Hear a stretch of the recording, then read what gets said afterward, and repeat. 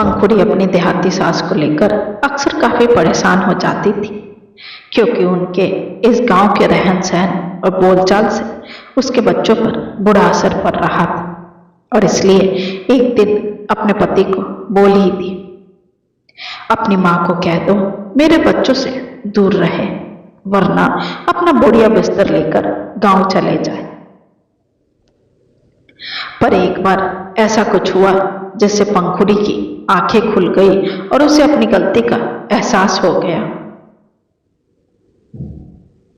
दरअसल पंखुड़ी हमेशा से ही अपने आधुनिक और व्यवस्थित जीवन शैली के लिए जानी जाती थी। वह बड़े शहर में पली बढ़ी थी और उसकी सोच भी वैसी ही थी। उसके लिए आधुनिकता ही वक्त की जरूरत थी। उसे गांव के लोगों से हमेशा एक चिढ़ रहती थी, पर किस्मत को कुछ और मंजूर था, इसलिए उसकी लव कम अरेंज मैरिज हुई थी, वो भी राघव के साथ, जो उसी के साथ काम करता था। और साथ काम करने के दौरान दोनों में प्रेम हो गया और यही प्रेम जीवन भर का साथ बन गया। पर जब उसकी शादी मंजू जी के बेटे राघव से हुई तो उसे लगा कि उसका जीवन पूरी तरह उसके अनुसार चलेगा। मतलब वो आज के जमाने के अनुसार सिर्फ वे दोनों पति पत्नी ही जीवन व्यतीत करेंगे। लेकिन सब कुछ उस समय बदल गया जब मंजू जी, जो गांव में अपनी जिंदगी बिता चुकी थी, उनके साथ रहने के लिए शहर आ गई। मंजू जी का स्वभाव सरल और ममतामयी था। वह अपने गांव की परंपराओं और आदतों के साथ जीने वाली महिला थी। उनके बोलचाल, खान पान, पहनावे और रहन सहन में गांव की सादगी साफ झलकती थी। दूसरी ओर पंखुड़ी को उनकी यह सादगी पिछड़ापन और देहातीपन लगता था। उसे अपनी सास बिल्कुल पसंद नहीं आती थी, क्योंकि उनकी भाषा भी बिल्कुल गांव वाली थी, मतलब भोजपुरी भाषा बोलती थी। मंजू जी को शहर की चकाचौंध बड़ी जिंदगी से कोई लगाव नहीं था। उन्हें अपने गांव की भाषा और रीति रिवाज से बेहद प्रेम था। वह अक्सर अपने पोतों पोतियों से गांव की कहानियां सुनाती थी, उसके साथ ग्रामीण खेल खेलती थी और उन्हें अपने गांव की परंपराओं के बारे में बताती रहती थी। लेकिन पंखुड़ी को यह सब बिल्कुल पसंद नहीं आ रहा था। मंजू जी का ऐसा करना उसके लिए चिढ़ बनता जा रहा था।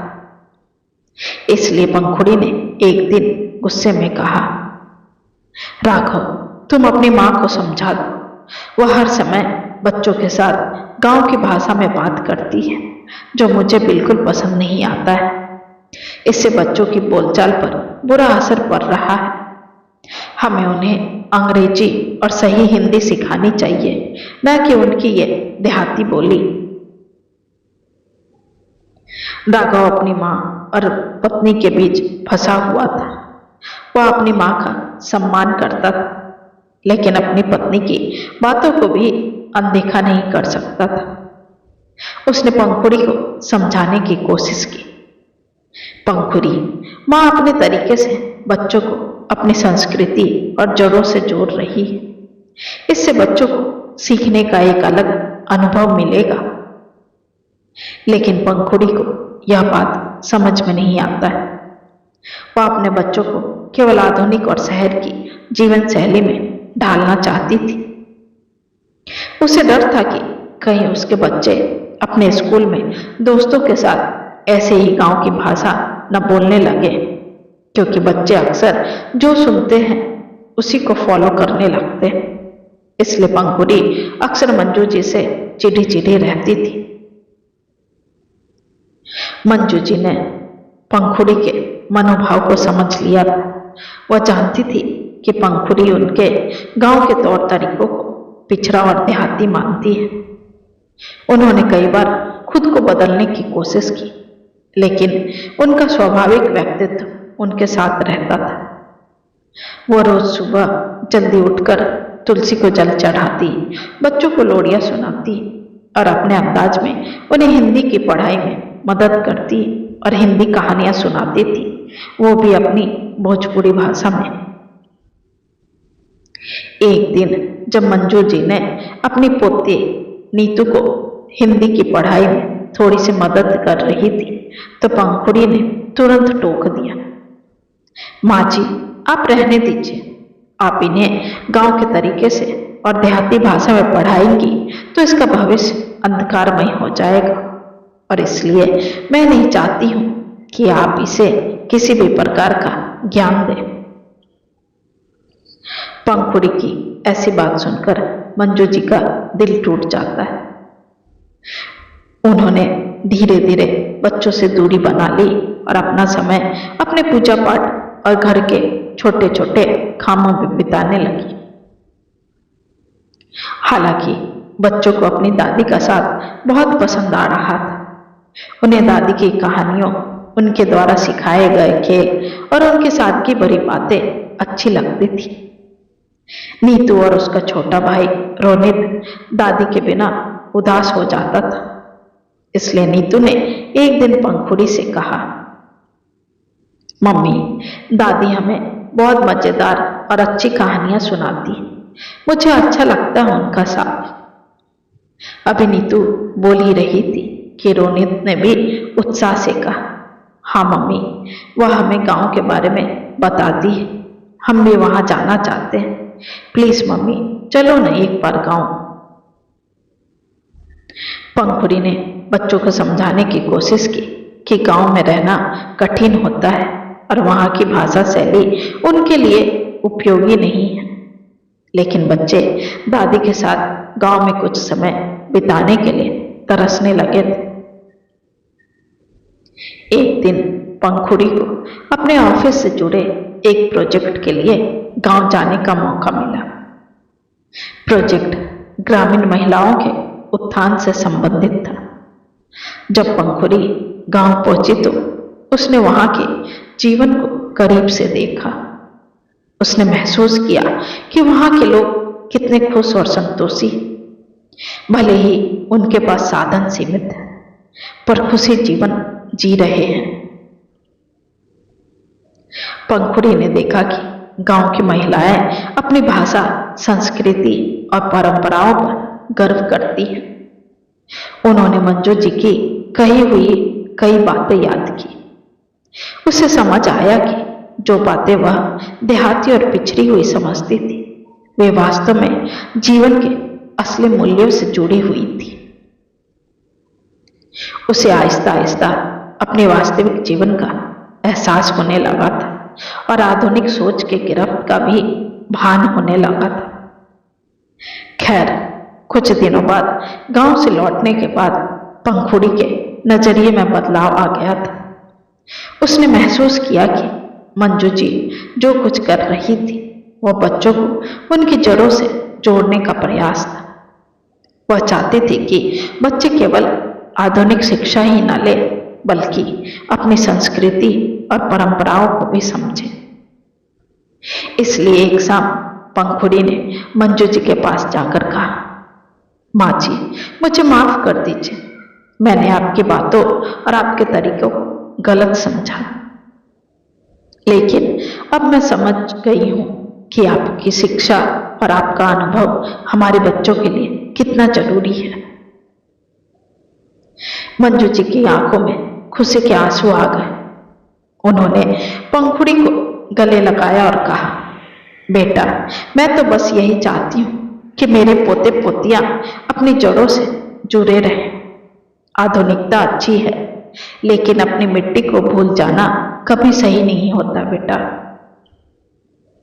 जब तक बच्चे अपने संस्कार, अपनी संस्कृति को नहीं जानेंगे तब तक वो जीवन में रिश्तों का महत्व नहीं समझ पाएंगे। बहू मानती हूं बच्चों को आज के समय के अनुसार कदम से कदम मिलाकर चलना चाहिए, पर अपने संस्कार, अपनी पहचान को कभी नहीं भूलना चाहिए। ये व्यक्ति के जीवन का जड़ है और जड़ जितना अपनी मिट्टी से जुड़ा रहता है वे इतना ही संस्कारी और सभ्य बनता है। उस दिन के बाद घर का माहौल पूरी तरह से बदल गया। पंखुड़ी ने मंजू जी को बच्चों के साथ ज्यादा समय बिताने के लिए प्रोत्साहित करती रही। वह खुद भी मंजू जी की कहानियों को और अनुभव को सुनने लगी थी। बच्चों ने अपनी दादी से बहुत कुछ सीखा और पंखुड़ी ने भी अपने बच्चों को संतुलित शिक्षा देने का फैसला किया। आधुनिकता और परंपरा का मेल। मंजू जी जो पहले खुद को घर में पराया महसूस करती थी, अब घर की आत्मा बन चुकी थी। उनकी सरलता और सादगी ने पूरे परिवार को जोड़ दिया था। पंखुड़ी ने जाना कि सच्चा ज्ञान अमूल्य सिर्फ किताबों और आधुनिकता से नहीं आते, बल्कि अपने अनुभवों और जोड़ों से भी बहुत कुछ सीखा जा सकता है। देहाती सास अब पूरे परिवार का गर्व बन चुकी थी। प्रिय दोस्तों, हम में से कई औरतों की यही सोच होती है। हमें लगता है कि यदि हमारे बच्चे अपने दादा दादी के साथ रहेंगे तो वो उनके जैसे बन जाएंगे और दुनिया से पीछे रह जाएंगे। हमें लगता है कि हमारे बुजुर्ग अपने गांव के रहन सहन बोलचाल से हमारे बच्चों को प्रभावित कर देंगे और वो वही गांव की देहाती भाषा का प्रयोग करेंगे, जिससे हमें लोगों के सामने एम्बैरेसिंग महसूस होगा। पर यहाँ हमारी सोच छोटी है और हमें अपने आप पर भरोसा नहीं होता कि हम बच्चों को सही राह दिखा पाएंगे, और इसलिए हम अपने बच्चों को उसके दादा दादी के पास जाने से रोकते हैं। परंतु हम ये भूल जाते हैं कि जड़ से जोड़ना भी उतना ही जरूरी है जितना आज के आधुनिकता से, क्योंकि कहीं ना कहीं आधुनिकता हमारे बच्चों के अंदर से मोह माया रिश्ते को आहिस्ता आहिस्ता खत्म कर रही है।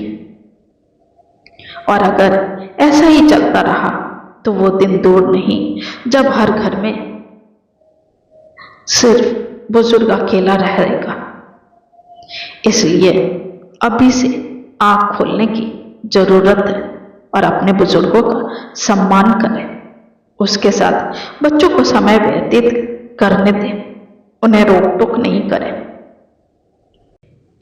आपको मेरी कहानी कैसी लगी जरूर बताएं और पसंद आए तो लाइक, शेयर और कमेंट करें। अगर आपको मेरी कहानियाँ पसंद आ रही है तो मेरे चैनल को सब्सक्राइब जरूर करें ताकि आपको नई नई कहानियाँ सुनने को मिले। साथ ही बेल आइकन जरूर दबाएं जिससे आपको नई नई कहानियों की जानकारी मिल सके। अगर आप कोई सुझाव देना चाहते हैं तो बेझिझक लिख भेजिए, हम जरूर उस पर काम करेंगे। साथ ही आप कुछ और कहानियां सुनना चाहते हैं तो मुझे उस टॉपिक के बारे में जरूर बताएं ताकि मैं वैसी ही कहानियां आपके सामने प्रस्तुत करूं। धन्यवाद।